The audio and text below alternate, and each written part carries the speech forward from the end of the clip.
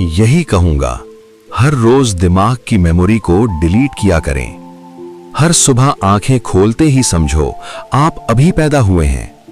माजी को भूल जाएं।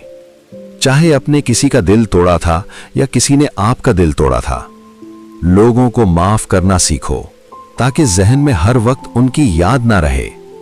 कोई माफी मांगे भी तो कहो यार इट्स ओके, जियो, कोई बात नहीं।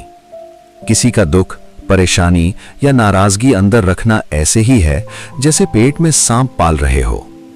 अपना तन मन धन खाली रखो और इस खूबसूरत दोबारा ना मिलने वाली जिंदगी को भरपूर इंजॉय करके मरो। ये थे आज के दरीचे। वीडियो लाइक और शेयर करें।